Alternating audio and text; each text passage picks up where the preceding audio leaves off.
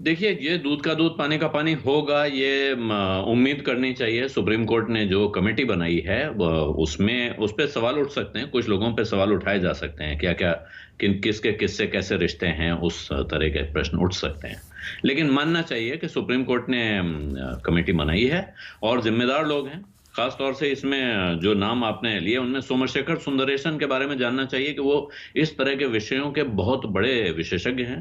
तमाम उन्होंने पेचीदगियां निकाली हैं वो। और एक कमी दिख रही है इस कमेटी में कि फोरेंसिक ऑडिटर कोई नहीं है, लेकिन साथ में सुप्रीम कोर्ट ने ये कहा है कि ये कमेटी चाहे तो बाहर के एक्सपर्ट्स को हायर कर सकती है, तो उनको तो आप ला सकते हैं। विषय के विशेषज्ञों की दरअसल वहां उतनी आवश्यकता नहीं है जितनी इंटीग्रिटी या साख वाले लोगों की है, तो वो लोग वहां हैं।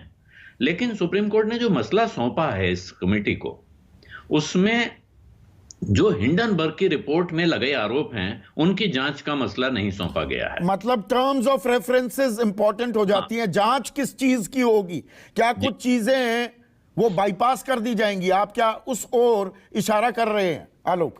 मतलब मुझे ऐसा शक हो रहा है, और ये हमारी चर्चा कुछ लोगों से, जानकारों से हुई, वो कह रहे हैं कि वो बात वहां है नहीं।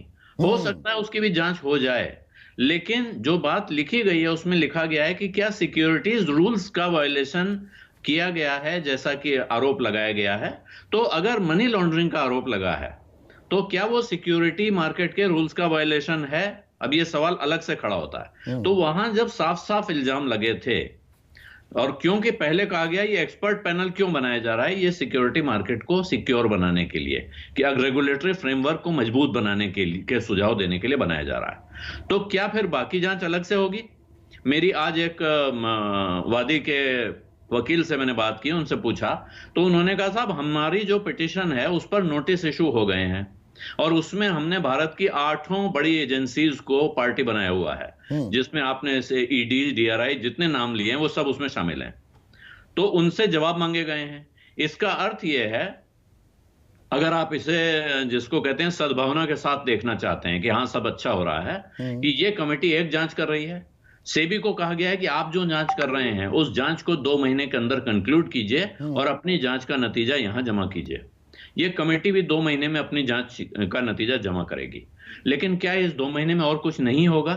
इस सवाल का जवाब आज मिला नहीं है। अभी तक मैं उस ऑर्डर को पूरा पढ़ नहीं पाया हूं, मैंने मांगा है वकील साहब से। अगर उसमें कहीं लिखा है कि साहब और नोटिस इशू हो रहे हैं, हम अलग से जांच और सुनवाई जारी रखेंगे और एजेंसीज को भी इंस्ट्रक्ट कर सकते हैं कि आप भी जांच करें, तो मसला अलग है।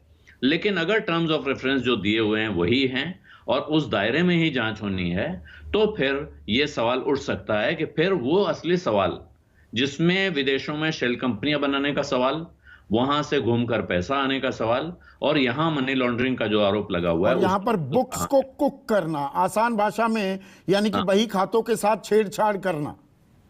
बही खातों के साथ छेड़छाड़ तो यहां शामिल है। क्या स्टॉक मार्केट मैनिपुलेशन हुआ है, यह सवाल पूछा गया है, तो ये इसका जवाब तो उनको तलाशना पड़ेगा।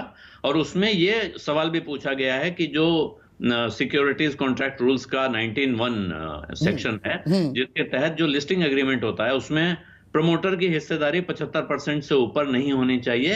प्रमोटर और उनसे जुड़े हुए, ये भी एक बड़ा आरोप लगा था हिंडनबर्ग रिपोर्ट में कि जो प्रमोटर की हिस्सेदारी से भी ज्यादा, जो 25% के करीब 1/4 कम से कम आम जनता के पास आपके शेयर्स होने चाहिए, वो दरअसल अपनी ही कंपनियों को दूसरा नाम देकर पैसा लगवाया हुआ है और आम आदमी के पास बहुत कम शेयर्स हैं।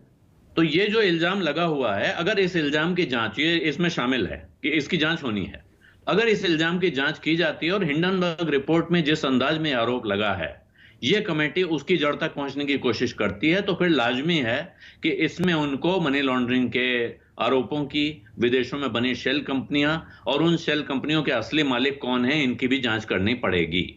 और वो होगी और वो नतीजा सामने आ जाएगा, तो फिर सचमुच जो आप कह रहे हैं दूध का दूध और पानी का पानी होता हुआ दिखाई पड़ सकता है। आपने कहा और सही कहा आलोक कि एक्सपर्ट्स को इस्तेमाल कर सकती है ये कमेटी, जो इस डोमेन के, इस क्षेत्र के महारथी हैं, उनका इस्तेमाल हो सकता है। पर क्या ये क्लैरिटी आई, मैं भी पढ़ रहा था इस ऑर्डर को और पूरा, क्योंकि लंबा ऑर्डर होता है, कि क्या डीआरआई को या सीबीआई को या ईडी को भी निर्देश दे सकती है ये कमेटी? ये लिखा है उसमें, उसमें लिखा है कि ये कमेटी इन सरकारी एजेंसियों से जो मदद मांगेगी वो मदद उनको मुहैया करानी पड़ेगी। तो वो एजेंसियां का मतलब तो ये सब सारी एजेंसियां